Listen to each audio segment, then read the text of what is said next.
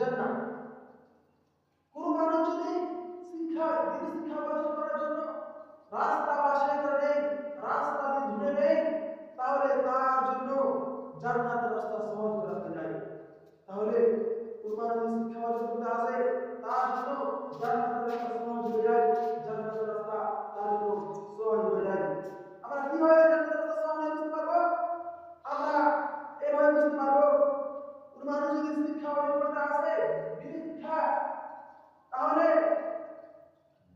ওই আসার পথে যদি সে মৃত্যুবরণ করে, তাহলে তার ঠিকানা হবে জান্নাত।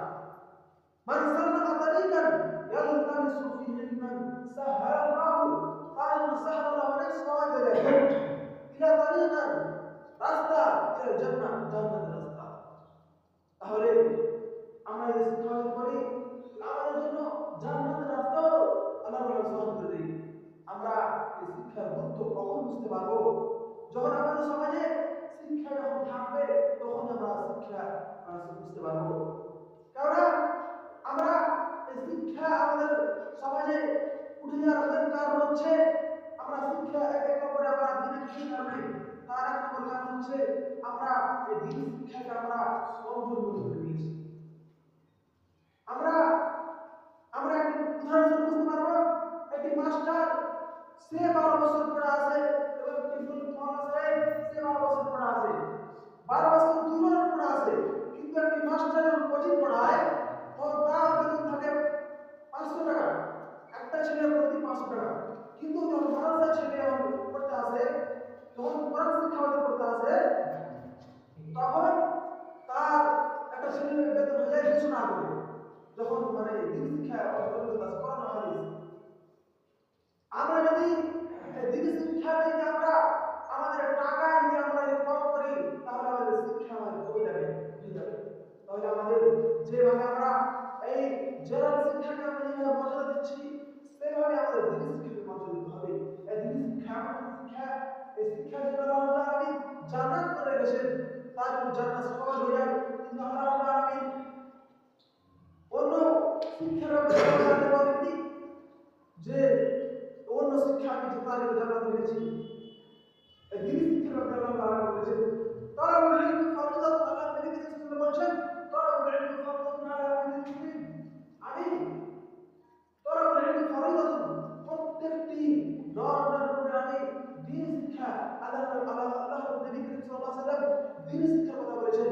দিনী শিক্ষা আমি করি, যারা অর্জন করে তার জন্য কি হয়ে যায়?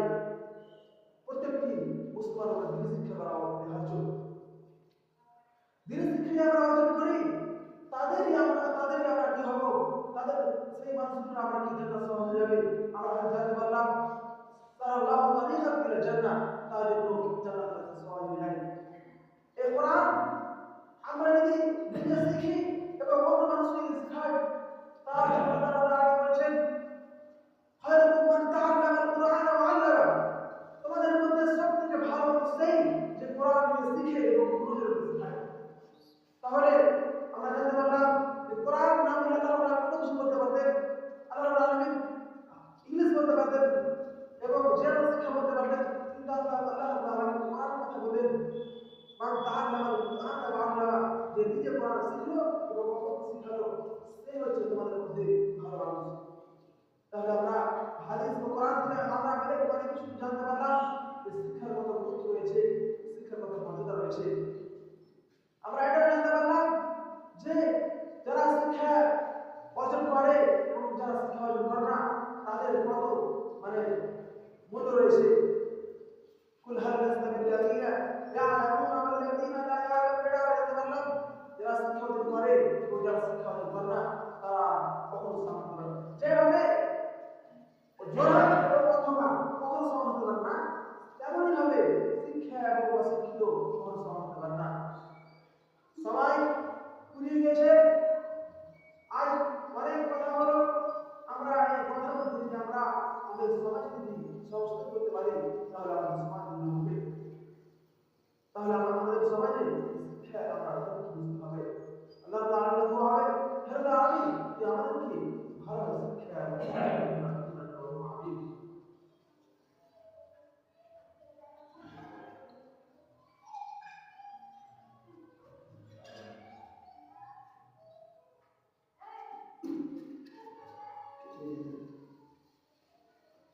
আজকে তোমার প্রধান চ্যালেঞ্জ ছিল শিক্ষার গুরুত্ব। শিক্ষার গুরুত্ব আমরা 4-5টি পয়েন্ট জানতে পারলাম। যারা শিক্ষা অর্জন করে এবং যারা শিক্ষা